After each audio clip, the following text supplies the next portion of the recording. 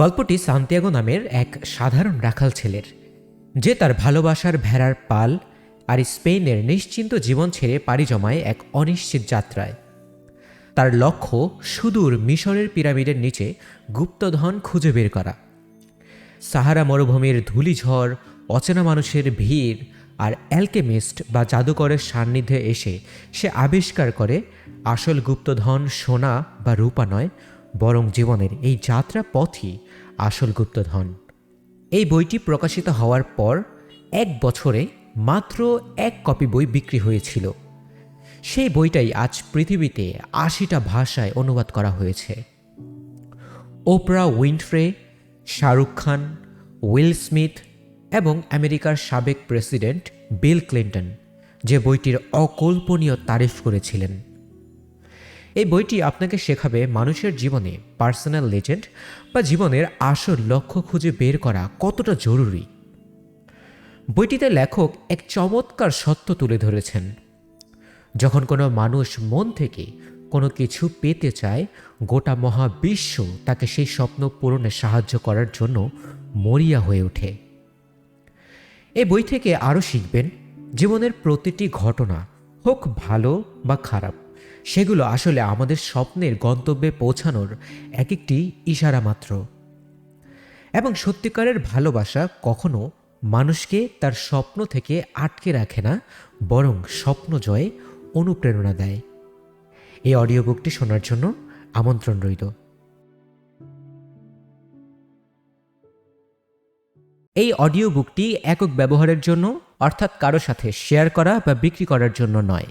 যদি অনৈতিক মাধ্যমে এই অডিও বুকটি সংগ্রহ করে শুনে থাকেন, তাহলে এই অডিও বুক থেকে আপনি পর্যাপ্ত বেনিফিট পাবেন না, কারণ সেই জিনিসের জন্যই আমাদের মন থেকে গুরুত্ব আসে যে প্রাপ্তির বিনিময়ে আমরা পর্যাপ্ত রিটার্ন দেই। ছেলেটার নাম সান্তিয়াগো। তার বাবা মা চেয়েছিলেন ছেলে বড় হয়ে ধর্মযাজক হোক, এতে সাধারণ কৃষক পরিবারের সম্মান বাড়বে। 16 বছর বয়স পর্যন্ত সে সেমিনারিতে পড়াশোনাও করল, কিন্তু তার মন পড়ে থাকত অজানাকে জানার নেশায়। পুঁথিগত বিদ্যার চেয়ে সৃষ্টিকর্তার সেবা করে পৃথিবীটাকে ঘুরে দেখাটাই তার কাছে বেশি জরুরি মনে হতো।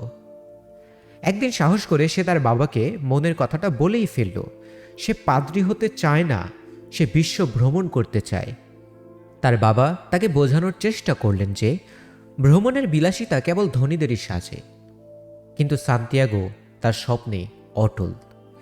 তখন বাবা বললেন, আমাদের মধ্যে একমাত্র রাখালরাই ঘুরে বেড়ানোর সুযোগ পায়।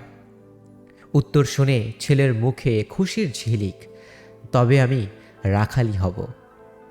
ছেলের অদম্য ইচ্ছা দেখে বাবা আর না করলেন না। তিনি ছেলেকে ভেড়ার পাল কিনতে 3টি প্রাচীন স্বর্ণমুদ্রা দিলেন। বাবার চোখেও একসময় বিশ্ব ভ্রমণের স্বপ্ন ছিল, যা সংসারের চাপে চাপা পড়ে গিয়েছিল। বাবার দোয়া নিয়ে সান্তিয়াগো বেরিয়ে পড়ল তার স্বপ্নের পথে। এখন তার সম্বল এক পাল ভেড়া আর অফুরন্ত স্বাধীনতা। আন্দালুসিয়ার মাঠে ঘাটে ঘুরে বেড়ানোই তার কাজ। ভেড়াগুলোর জীবন বড়ই সহজ। ওদের কেবল খাবার আর পানি পেলেই চলে, আর বিনিময়ে ওরা উদারভাবে পশম দেয়, সঙ্গ দেয় এবং মাঝে মধ্যে মাংসও যোগায়। সান্তিয়াগোর জ্যাকেট, বই আর ভেড়ার পাল, এসব নিয়েই সে তার স্বপ্নের জীবনটা ধাপে ধাপে উপভোগ করতে শুরু করল। একদিন সান্তিয়াগো তার ভেড়ার পাল নিয়ে রাত কাটানোর জন্য এক পরিত্যক্ত চার্চে আশ্রয় নেয়। সেই চার্চের ছাদ অনেক আগেই ধসে পড়েছিল, যেখানে একসময় পবিত্র জিনিসপত্র রাখা হতো। ঠিক সেই জায়গায় ডুমুর জাতীয় এক বিশাল গাছ 4 ফুট করে আকাশের পানে মাথা তুলে দাঁড়িয়েছে। ধুলো বালি ঝেড়ে সান্তিয়াগো তার জ্যাকেটটা মেঝেতে বিছিয়ে দেয় এবং পড়া শেষ করা একটি মোটা বইকে বালিশ বানিয়ে শুয়ে পড়ে। ঘুমের ঘোরে সে এক অদ্ভুত স্বপ্ন দেখে। স্বপ্নে দেখা যায় সে তার ভেড়াগুলোর সাথে মাঠে আছে। এমন সময় একটি শিশু এসে তার হাত ধরে তাকে মিশরের পিরামিডের সামনে নিয়ে যায়। শিশুটি তাকে বলে, তুমি যদি এখানে আসো তবে বিশাল গুপ্তধন পাবে, কিন্তু ঠিক কোন জায়গায় সেই সম্পদ লুকানো আছে তা দেখানোর ঠিক আগ মুহূর্তেই সান্তিয়াগোর ঘুম ভেঙে যায়। এক সপ্তাহে পরপর দুবার সে একই স্বপ্ন দেখে। তারপর এই স্বপ্নের রহস্য জানতে সে তারিফা শহরের এক বৃদ্ধা স্বপ্ন ব্যাখ্যা করতে পারে এমন মহিলার কাছে যায়। মহিলাটি উপজাতির মতো দেখতে হওয়ায় সান্তিয়াগো দেখে কিছুটা ভয় পেয়ে যায়। মহিলাটি তার হাত দেখে এবং স্বপ্নের কথা শুনে বলে এই স্বপ্ন হলো সৃষ্টিকর্তার ভাষা। সে সান্তিয়াগোকে বলে তোমাকে অবশ্যই মিশরের পিরামিডে যেতে হবে, সেখানে এমন সম্পদ পাবে যার মাধ্যমে সারা জীবনের জন্য তুমি ধনী হয়ে যাবে। মহিলাটি এই ব্যাখ্যার জন্য তাৎক্ষণিক কোনো টাকা নেয় না, তবে সে একটি শর্ত দেয়, যদি সান্তিয়াগো সেই গুপ্তধন খুঁজে পায় তবে তার 10 ভাগের 1 ভাগ ওই মহিলাকে দিতে হবে। সান্তিয়াগো প্রথমে বিরক্ত হয়, কিন্তু পরে খুশি মনে রাজি হয় এই ভেবে যে অন্তত এখন তাকে কোনো নগদ টাকা খরচ করতে হচ্ছে না। কিছুদিন পর সান্তিয়াগো একদিন এক জায়গায় বসে বসে মনোযোগ দিয়ে তার নতুন কেনা বইটি পড়ার চেষ্টা করছিল। এমন সময় এক বৃদ্ধ লোক তার পাশে এসে বসেন এবং সান্তিয়াগোর সাথে কথা বলার চেষ্টা করেন। সান্তিয়াগো বৃদ্ধকে পাত্তা না দিয়ে এড়িয়ে যেতে চাইলেও লোকটির নাছোড় বান্দা স্বভাবের কারণে কথা বলতে বাধ্য হয় সান্তিয়াগো। কথার প্রসঙ্গে বৃদ্ধ লোকটি নিজেকে জেরুজালেমের প্রাচীন সালিমের রাজা বলে পরিচয় দেন। সান্তিয়াগো যখন ভাবছিল লোকটি হয়তো কোনো উপজাতি বা প্রতারক, তখনই বৃদ্ধ লোকটি বালির ওপর সান্তিয়াগোর বাবা মা এবং সেই মার্চেন্টের মেয়ের নাম লিখে তাকে চমকে দেয়, যে মার্চেন্টের মেয়েকে সান্তিয়াগো পছন্দ করতেন, যেগুলো সান্তিয়াগো কখনো কাউকে বলেনি। বৃদ্ধ লোক তাকে বলেন যে তিনি তার লক্ষ্য অর্জনে সাহায্য করতে এসেছেন। তিনি শর্ত দেন যে এই গুপ্তধন পাওয়ার উপায় জানতে হলে সান্তিয়াগোকে তার ভেড়ার পালের 10 ভাগের 1 ভাগ ভেড়া তাকে দিতে হবে। সান্তিয়াগো যখন প্রস্তাব দিল যে সে গুপ্তধন পাওয়ার পর সেখান থেকে না হয় 1 ভাগ দেবে, তখন লোকটি সান্তিয়াগোকে জীবনের এক মূল্যবান কথা বললেন। তিনি বললেন, আজ তোমার কাছে যা নেই তার প্রতিশ্রুতি তুমি দিও না, কারণ তাহলে সেই জিনিসটি পাওয়ার তীব্র আকাঙ্ক্ষা তুমি হারিয়ে ফেলবে। সান্তিয়াগো তার পালের 6টি ভেড়া সেই রাজাকে দিয়ে দেয়। রাজা তারপর তাকে মিশরের পিরামিডের পথ বলে দেন এবং জানান যে তাকে অবশ্যই শকুনের ভাষা এবং চারপাশের বিভিন্ন শুভ লক্ষণ চিনে চিনে পথ চলতে হবে। সবশেষে সান্তিয়াগোকে 2টি জাদুকরী পাথর দেন। পাথর দুটির একটি সাদা, যেটি না বোধক, এবং একটি কালো, যেটি হ্যাঁ বোধক সংকেত দিবে। সান্তিয়াগোকে কঠিন মুহূর্তে সিদ্ধান্ত নিতে বা শুভ লক্ষণ বুঝতে সাহায্য করবে যে পাথরগুলো। লোকটি আরও বলে, যখন তুমি প্রাণপণ কিছু চাও তখন গোটা মহাবিশ্ব তোমাকে সেটা পাইয়ে দেওয়ার জন্য অস্থির হয়ে যায়। সান্তিয়াগোর মনে হলো নিজের স্বপ্ন সত্যি হওয়ার সম্ভাবনা আছে বলেই জীবনটা এত আকর্ষণীয়। তাই সে এক কঠিন সিদ্ধান্ত নিল, নিজের পরিচিত জগৎ ছেড়ে অজানার উদ্দেশ্যে পা বাড়াতে তার সব ভেড়া বিক্রি করে দিল। ভেড়াগুলোর জন্য তার মনে এক অদ্ভুত মায়া কাজ করছিল। সে জানত প্রতিটি ভেড়ার স্বভাব কেমন, কোনটা ল্যাংড়া কিংবা কোনটা আগামী 2 মাসের মধ্যেই বাচ্চা দেবে। কিন্তু সে এটাও খেয়াল করল যে ভেড়াগুলোর জীবন বড়ই সীমাবদ্ধ। বছরের পর বছর ঋতু বদলায়, মাঠের রূপ পরিবর্তন হয়, নতুন ফুল ফোটে, আবার ঝরে যায়, কিন্তু ভেড়াগুলোর এগুলো কিছু যায় আসে না। তাদের কাছে জীবনের একমাত্র গুরুত্বপূর্ণ বিষয় হলো শুধু খাবার আর পানি। সান্তিয়াগো ভাবল, মানুষও কি অনেকটা এমনই হয়ে যাচ্ছে না? আমরাও কি আমাদের চারপাশের সৌন্দর্য আর জীবনের প্রকৃত উদ্দেশ্য ভুলে গিয়ে শুধু টিকে থাকার তাগিদে ভেড়াগুলোর মতো একঘেয়ে কাজ ও জীবনযাপনে বন্দী হয়ে পড়ছি না? সে বুঝতে পারল, নিজের অভ্যাস আর আরামদায়ক জীবনের মায়া ত্যাগ না করলে কখনোই পিরামিড বা জীবনের আসল গুপ্তধনের দেখা পাওয়া সম্ভব নয়। সান্তিয়াগো তার ভেড়াগুলো বিক্রি করে সেই টাকা নিয়ে জাহাজে করে মরক্কোর তানজিয়ার বন্দরে পৌঁছায়। এটি ছিল তার জন্য এক সম্পূর্ণ অচেনা জগৎ, যেখানে লোকেদের ভাষা আর চালচলন সবই তার কাছে অদ্ভুত লাগছিল। তানজিয়ারের এক ক্যাফেতে তার পরিচয় হয় এক সমবয়সী যুবকের সাথে, যে সান্তিয়াগোর ভাষা অর্থাৎ স্প্যানিশ ভাষায় কথা বলতে পারে। সে যুবকটি সান্তিয়াগোকে বলে সে পিরামিডে যাওয়ার পথ চেনে। এ কারণে সান্তিয়াগো তাকে বিশ্বাস করে গাইড হিসেবে নিয়োগ দেয় এবং তার সকল টাকা ওই যুবকের হাতে তুলে দেয়। মরক্কোর এক বিশাল জনাকীর্ণ বাজারে ঘুরতে ঘুরতে সান্তিয়াগো এক মুহূর্তের জন্য একটি সুন্দর তলোয়ারের দিকে তাকিয়ে অন্যমনস্ক হয়ে পড়ে। ঠিক সেই সুযোগেই তার নতুন বন্ধু টাকা নিয়ে ভিড়ের মধ্যে গায়েব হয়ে যায়। সূর্য ডোবার সাথে সাথেই সান্তিয়াগো বুঝতে পারে যে সে নিঃস্ব হয়ে গেছে। মিশর যাবে তো পরের কথা, তার কাছে দেশে ফেরার মতো এক আনা পয়সাও অবশিষ্ট নেই। ভাগ্যের এই নিষ্ঠুর পরিহাসে সে ভেঙে পড়ে এবং কাঁদতে শুরু করে। তার মনে হচ্ছিল ঈশ্বর হয়তো তাকে ভুল পথে পাঠিয়েছেন। কিন্তু পরক্ষণেই সে পকেটে হাত দিয়ে রাজার দেওয়া সে পাথর দুটির স্পর্শ অনুভব করে। পকেটে এক আনা পয়সাও নেই। এমন অবস্থায় সান্তিয়াগো পাহাড়ের চূড়ায় এক কাচের দোকানে গিয়ে হাজির হয়। সে দোকানদারকে প্রস্তাব দেয় জানালার নোংরা কাজগুলো পরিষ্কার করে দিলে বিনিময়ে তাকে যেন একবেলা খাবার খেতে দেওয়া হয়। দোকানদার কিছু না বলে চুপ করে থাকায় সান্তিয়াগো নিজেই কাজ শুরু করে দিল। আধা ঘন্টা পরিশ্রমেই কাজগুলো ঝকঝকে হয়ে উঠল এবং সেই সময়েই দোকানে দুইজন খরিদ্দার এসে কিছু জিনিস কিনল। কাজ শেষে দোকানদার তাকে খেতে নিয়ে গেলেন। সেখানে সান্তিয়াগো আবদার করল সে সারা রাত কাজ করে দোকানের সব কাজ পরিষ্কার করে দেবে, বিনিময়ে তাকে যেন কালই মিশরে যাওয়ার মতো টাকা দেওয়া হয়। কথা শুনে দোকানদার হেসে দিল। তিনি জানালেন মিশর এখান থেকে হাজার হাজার কিলোমিটার দূরে, মাঝে বিশাল এক সাহারা মরুভূমি। তিনি আরও বললেন তুমি যদি পুরো 1 বছরও আমার দোকানে কাজ করো আর প্রতিটা বিক্রির ওপর ভালো কমিশনও পাও, তবুও সেই টাকায় মিশর যাওয়ার খরচ উঠবে না।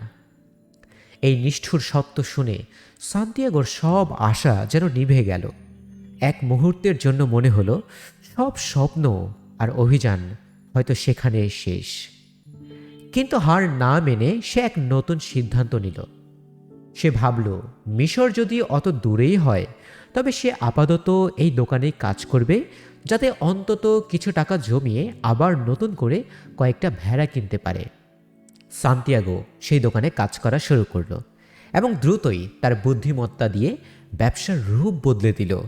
সে খেয়াল করল পাহাড়ে বেয়ে ওঠা তৃষ্ণার্ত মানুষগুলো উপরে এসে ভালো পানীয় খোঁজে। সে মালিককে বুদ্ধি দিল কাচের সুন্দর কাপে চা পরিবেশন করার জন্য, কারণ সুন্দরের প্রতি মানুষের চিরকালই আকর্ষণ থাকে। এই নতুন পদ্ধতিতে ব্যবসায়ের অভাবনীয় সাফল্য এলো এবং প্রচুর মুনাফা হতে লাগলো। এভাবে প্রায় 11 মাস কেটে গেল। সান্তিয়াগোর কাছে এখন যথেষ্ট টাকা জমেছে যা দিয়ে সে 120টি ভেড়া কিনতে পারবে এবং সম্মানে দেশে ফিরতে পারবে। বিদায় বেলায় দোকানের মালিক সান্তিয়াগোকে বলল তারও জীবনের একটা স্বপ্ন আছে, মক্কায় হজ করতে যাওয়া। কিন্তু এখন টাকা থাকা সত্ত্বেও সেই স্বপ্ন সে পূরণ করতে চায় না। সান্তিয়াগো বলল কেন? তারপর ব্যবসায়ী এক অদ্ভুত জবাব দিলেন। তিনি বললেন একসময় তার কাছে টাকা ছিল না বলে তিনি যেতে পারেননি, আর এখন টাকা থাকা সত্ত্বেও তিনি যেতে চান না, কারণ তিনি ভয় পান যে তার জীবনের একমাত্র শ্রেষ্ঠ স্বপ্নটি যদি পূর্ণ হয়ে যায় তবে সে পরবর্তী জীবন বাঁচবে কি নিয়ে। তিনি কেবল সেই পবিত্র স্বপ্নের কথা ভেবেই বাকিটা জীবন কাটিয়ে দিতে চান। সান্তিয়াগো কাচের দোকানের সেই নিরাপদ জীবন ছেড়ে আবার ভাগ্যের সন্ধানে বের হওয়ার সিদ্ধান্ত নিল। সে একটি বিশাল উটের কাফেলার সঙ্গে যুক্ত হলো, যা সাহারা মরুভূমি পাড়ি দিয়ে মিশরের দিকে যাচ্ছিল। যাত্রা শুরুর সময় কাফেলার সবাই নিজ নিজ ধর্মের সৃষ্টিকর্তাকে স্মরণ করে সুরক্ষার জন্য প্রার্থনা করল। এই কাফেলায় সান্তিয়াগোর সাথে পরিচয় হলো এক ইংরেজ লোকের। যেই লোকটি মরুভূমিতে এক রহস্যময় অ্যালকেমিস্টকে খুঁজছিল, যার কথা সে অনেক পুরনো বইয়ে পড়েছে। ইংরেজ লোকটির মতে একজন প্রকৃত অ্যালকেমিস্টের কাছে দুইটি অমূল্য সম্পদ থাকে। একটি হলো পরশ পাথর, যা দিয়ে যে কোনো সাধারণ ধাতুকে সোনায় রূপান্তর করা যায়, আর অন্যটি হলো অমৃত জল, যা পান করলে মানুষ চিরকাল রোগমুক্ত ও তরুণ থাকতে পারে। মরুভূমির এই দীর্ঘ যাত্রায় ইংরেজ লোকটি সব সময় তার বইয়ের মধ্যে ডুবে থাকত।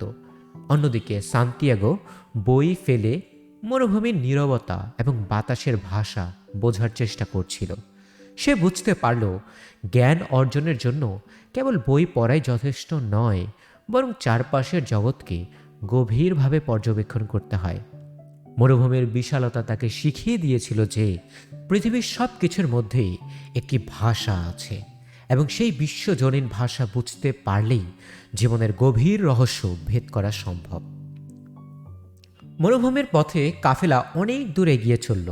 যাত্রা পথে খবর এলো যে মরুভূমির উপজাতিদের মধ্যে যুদ্ধ শুরু হয়ে গেছে, যার রেশ বাতাসের গন্ধেও পাওয়া যাচ্ছিল। নিরাপত্তার জন্য কাফেলার গতি বাড়িয়ে দেওয়া হলো এবং রাতে আগুন জ্বালানো বন্ধ করে দেওয়া হলো। গন্তব্য ছিল একটি মরুদ্যান, যেখানে পৌঁছাতে পারলে যুদ্ধের হাত থেকে সাময়িক মুক্তি পাওয়া যাবে। এক রাতে কাফেলাটি মরুভূমিতে ঘুমানোর প্রস্তুতি নিচ্ছিল। হঠাৎ সান্তিয়াগোর মনে হলো আকাশের তারাগুলো যেন মাটিতে নেমে এসেছে। সে অবাক হয়ে দৃশ্যটি দেখছিল। পাশে থাকা উটচালক তাকে বললেন, এগুলো আকাশের তারা নয়, বরং সেই মরুদ্যানের তাঁবুতে জ্বলা বাতি, যেখানে আমরা যাব। দীর্ঘ ক্লান্তিকর যাত্রার পর গন্তব্য এত কাছে দেখে সান্তিয়াগো উত্তেজিত হয়ে পড়ল। সে উটচালককে জিজ্ঞেস করল, আমরা তাহলে এখনই সেখানে যাচ্ছি না কেন? উটচালক শান্ত গলায় উত্তর দিলেন, কারণ এখন ঘুমানোর সময়। সব কিছুরই একটা সঠিক সময় থাকে, আর ধৈর্যই এখানে টিকে থাকার মূল চাবিকাঠি। কাফেলাটি অবশেষে আল ফায়ুম মরুদ্যানে পৌঁছালো। এখানে এসেই সান্তিয়াগোর জীবনের মোড় এক অদ্ভুত দিকে ঘুরে গেল। কুয়ার পাড়ে পানি নিতে আসা ফাতেমা নামের এক আরব তরুণের সাথে তার চোখাচোখি হয়, এবং মুহূর্তেই সে অনুভব করে এটাই হয়তো ভালোবাসা। সেই থেকেই প্রতিদিন কুয়ার সামনে তাদের দেখা হতে শুরু করলো, এবং সান্তিয়াগো তার জীবনের সব গল্প ফাতেমার সাথে শেয়ার করলো। এদিকে ইংরেজ লোকটি তার কাঙ্ক্ষিত অ্যালকেমিস্টের খোঁজে মরুদ্যানে ঘুরে বেড়াচ্ছিল। শেষে ফাতেমার সহায়তায় সে জানতে পারে দক্ষিণে একজন রহস্যময় লোক থাকে, যে কিনা জিনের সাথে কথা বলে। ফাতেমার সহায়তায় ইংরেজ লোকটি যখন সেই অ্যালকেমিস্টের দেখা পেল এবং জানালো যে সে 10 বছর ধরে তার মতো জাদুবিদ্যা শেখার চেষ্টা করছে, তখন অ্যালকেমিস্ট তাকে মাত্র কয়েকটি শব্দ বললেন, চলে যান এবং চেষ্টা করুন। অ্যালকেমিস্টের এই কথার মূল শিক্ষা হলো, যে কোনো কিছু অর্জন করার সবচেয়ে সহজ এবং একমাত্র মাধ্যম হলো কাজে নেমে পড়া এবং বারবার চেষ্টা করা। শুধু বই পড়ে বা অন্যের কাছে শুনে নয়, বরং অভিজ্ঞতার মাধ্যমেই পৃথিবীর আসল ভাষা শেখা সম্ভব। ফাতেমার প্রতি ভালোবাসা সান্তিয়াগোর মনে সাহস জেগালো, এবং সে অনুভব করল যে ফাতেমা এখন তার স্বপ্নেরই একটি অংশ। ফাতেমার প্রেমে পড়ে সান্তিয়াগো তার জীবনের মূল লক্ষ্য, অর্থাৎ মিশরের গুপ্তধন খোঁজার কথা প্রায় ভুলতে বসেছিল। সে স্থির করল মরুদ্যানে সে ফাতেমার সাথেই থেকে যাবে। একদিন ফাতেমাকে বলতে চাইল যে কেন সে ফাতেমাকে এত ভালোবাসে, কিন্তু ফাতেমা সাথে সাথে তার মুখে হাত দিয়ে থামিয়ে দিল। সে বলল, মানুষ কাউকে ভালোবাসে কারণ সে তাকে ভালোবাসে, এর জন্য আলাদা কোনো কারণ বা যুক্তির প্রয়োজন হয় না। ফাতেমা তাকে আরও বোঝালো, ভালোবাসা মানে এই নয় যে প্রিয়তমার জন্য নিজের জীবনের উদ্দেশ্য বিসর্জন দিতে হবে। তার মতে সত্যিকারের ভালোবাসা কখনোই একজন মানুষকে তার লক্ষ্য থেকে দূরে সরিয়ে রাখে না, বরং তাকে আরও সাহস দেয়। একদিন সন্ধ্যায় সান্তিয়াগোর সাথে সেই রহস্যময় অ্যালকেমিস্টের দেখা হয়। অ্যালকেমিস্ট ঘোড়ায় চড়ে সম্পূর্ণ কালো পোশাকে এক প্রবল বাতাসের ঝাপটার মতো আবির্ভূত হলেন। সান্তিয়াগো তার কাছে নিজের স্বপ্ন এবং লক্ষ্যের কথা খুলে বলল। অ্যালকেমিস্ট তাকে সাহায্য করতে রাজি হলেন, এবং তারা দুজন ঘোড়ায় চড়ে মরুভূমির উদ্দেশ্যে বেরিয়ে পড়ল। পথ চলতে চলতে সান্তিয়াগো তার ফেলে আসা দিনগুলোর কথা, কাচ ব্যবসায়ীর দোকানে কাজ করার অভিজ্ঞতা এবং সেখান থেকে শেখা জীবনের পাঠগুলো অ্যালকেমিস্টের সাথে শেয়ার করলেন। অ্যালকেমিস্ট সান্তিয়াগোকে এক গভীর সত্য শেখালেন। স্বপ্ন পূরণ হয়ে গেলে জীবন অর্থহীন হয়ে যাবে, এই ভয়ে হাত গুটিয়ে বসে থাকা উচিত নয়। জীবনের একটাই মাত্র স্বপ্ন থাকবে এমন কোনো নিয়ম নেই, বরং একটা লক্ষ্য ছুঁয়ে ফেললে নতুন লক্ষ্য তৈরি করাই হলো জীবন। তিনি আরও সতর্ক করলেন যে ব্যর্থ হওয়ার ভয় আসলে সত্যিকারের ব্যর্থতার যন্ত্রণার চেয়েও অনেক বেশি কষ্টদায়ক। যাত্রাপথে তারা একটি মঠে পৌঁছলেন। সেখানে অ্যালকেমিস্ট তার জাদুকরী ক্ষমতার মাধ্যমে সাধারণ কিছু সীসাকে গলিয়ে সোনায় রূপান্তর করলেন। তিনি সেই সোনার একটি অংশ সান্তিয়াগোকে দিলেন। সান্তিয়াগো যখন অবাক হয়ে অ্যালকেমিস্টকে প্রশ্ন করল, আপনি তো ধাতুকে সোনা বানাতে পারেন, তাহলে সব কিছুই আপনি সোনা বানান না কেন? অ্যালকেমিস্ট উত্তর দেয়, যদি পৃথিবীর সব লোহা বা তামা সোনা হয়ে যেত তবে তো সোনার আর কোনো বিশেষ মূল্য থাকত না। মিশরের পিরামিডে পৌঁছাতে অ্যালকেমিস্ট সান্তিয়াগোকে বাকি পথ দেখিয়ে দিলেন। সেখান থেকে বিদায় নেওয়ার সময় অ্যালকেমিস্ট সান্তিয়াগোকে বললেন, এখান থেকে বাকি পথটুকু তাকে একাই পাড়ি দিতে হবে। বিদায়ের মুহূর্তে তিনি ছেলেটিকে সাহস দিয়ে পুনরায় মনে করিয়ে দিলেন সেই চূড়ান্ত সত্য, যখন কোনো মানুষ মন থেকে কোনো কিছু পেতে চায় তখন গোটা মহাবিশ্ব তাকে সেই স্বপ্ন পূরণে সাহায্য করার জন্য মরিয়া হয়ে ওঠে। দীর্ঘ কয়েক মাসের কঠিন পথ চলা আর অনিশ্চয়তার শেষে সান্তিয়াগো অবশেষে মিশরের মাটিতে পা রাখে। চোখের সামনে সেই বিশাল আর মহামান্বিত পিরামিড দেখে সে প্রায় উন্মাদ আর আবেগপ্রবণ হয়ে পড়ল। সে অনুভব করল এতদিনের পরিশ্রম আর ত্যাগের সার্থকতা এখন তার হাতের নাগালে। তার চোখ দিয়ে আনন্দের অশ্রু গড়িয়ে পড়ল। হঠাৎ সে বালির ওপর একটি গুবরে পোকা দেখতে পেল, যা মিশরে ঈশ্বরের প্রতীক হিসেবে পরিচিত। এটাকে একটি শুভ লক্ষণ হিসেবে ধরে নিয়ে সে পাগলের মতো খালি হাতে পিরামিডের পাশে মাটি খুঁড়তে শুরু করলো। তার প্রতিটি আচরণে ছিল এক বুক আশা আর দীর্ঘ প্রতীক্ষার অবসান ঘটার তীব্র আকাঙ্ক্ষা। সান্তিয়াগো যখন পিরামিডের কাছে এসে বালি খুঁড়ছিল তখন হঠাৎ কয়েকটা ডাকাত এসে হাজির হয়। তারা সান্তিয়াগোকে দেখে প্রচণ্ড মারধর করে এবং তার কাছে থাকা অ্যালকেমিস্টের দেওয়া স্বর্ণগুলো কেড়ে নেয় এবং আরও কোথাও কোনো সোনা লুকানো আছে কিনা তা জানতে তাকে বারবার প্রশ্ন করতে থাকে। এক পর্যায়ে নির্যাতিত হয়ে মুমূর্ষ অবস্থায় সান্তিয়াগো চিৎকার করে তাদের সব সত্য কথা বলে দেয়। সে কেন এখানে এসেছে, কিভাবে এসেছে। সান্তিয়াগোর কথা শুনে ডাকাতরা হাসাহাসি শুরু করে দিল। তাদের মধ্যে একজন বলল, আমিও 2 বছর আগে ঠিক এই জায়গায় শুয়ে একটা স্বপ্ন দেখেছিলাম। স্বপ্নে দেখেছিলাম স্পেনের এক বিধ্বস্ত চার্চের ভেতর যেখানে রাখালরা ঘুমায়, সেখানে এক বিশাল ডুমুর গাছের শেকড়ের নিচে গুপ্তধন লুকানো আছে। কিন্তু আমি কি তোমার মতো পাগল যে একটা স্বপ্নের পেছনে ছুটে এত বড় মরুভূমি পাড়ি দিয়ে দিব? সান্তিয়াগো ডাকাতের কথা শুনে হঠাৎই শব্দ করে হাসতে শুরু করে। সান্তিয়াগো বুঝে ফেলে আসল গুপ্তধন কোথায়। সে এক অদ্ভুত প্রশান্তি অনুভব করল, কারণ মহাবিশ্বের সংকেত সে বুঝে ফেলেছে। তার গুপ্তধন মিশরে নয়, বরং স্পেনের সেই জরাজীর্ণ চার্চের ডুমুর গাছের নিচেই লুকানো। সে বুঝতে পারল ডুমুর গাছ মিশরের এক প্রাচীন পবিত্র প্রতীক হওয়ার কারণেই হয়তো স্বপ্নে তাকে বারবার পিরামিডের ছবি দেখানো হয়েছে। সে অনুভব করল বাতাসের সাথে ভেসে আসা এক চিরচেনা সুবাস। মুচকি হেসে সে বলল, আমি আসছি ফাতেমা। সে আবার স্পেনে ফিরে আসে সেই পরিত্যক্ত গির্জায়। ডুমুর গাছের গোড়ায় মাটি খুঁড়তেই বেরিয়ে এলো এক বিশাল সিন্ধুক, যা প্রাচীন স্প্যানিশ স্বর্ণমুদ্রা আর বহুমূল্য মণিমুক্তায় ঠাসা। সে তার প্রতিশ্রুতি ভোলেনি। প্রাপ্ত সম্পদের 10 ভাগের 1 ভাগ সেই স্বপ্ন ব্যাখ্যাকারী মহিলাকে দেওয়ার জন্য সে তারিফার পথে রওনা হয়। তারপর সিন্ধুকটি নিয়ে সে আর কোথাও নয়, বরং মরুভূমির সেই প্রিয়তমা ফাতেমার কাছেই ফিরে গেল। অডিও বুকটি সম্পূর্ণ শোনার জন্য আপনাকে অসংখ্য ধন্যবাদ। এরকম আরও অডিও বুক সংগ্রহ করতে ভিজিট করুন hellosihab.com, HELLOSIHAB.com ওয়েবসাইটের অডিও বুক সেকশনে। শুভকামনা ও দোয়া রইল আপনার জন্য।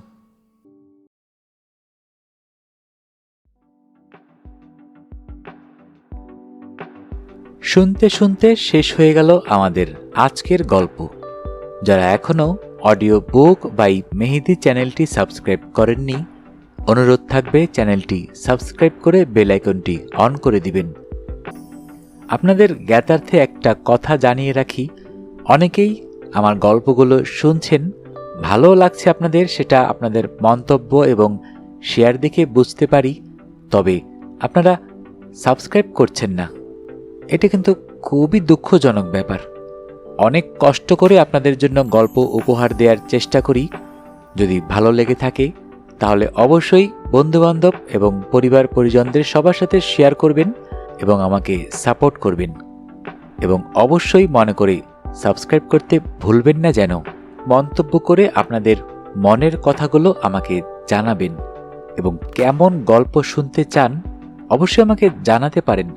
আপনাদের মন্তব্যই আমার চ্যানেলের মূল মন্ত্র। সবাই ভালো থাকবেন, সুস্থ থাকবেন এবং বেশি বেশি করে বই পড়বেন, কারণ বইয়ের চেয়ে ভালো বন্ধু আর হয় না।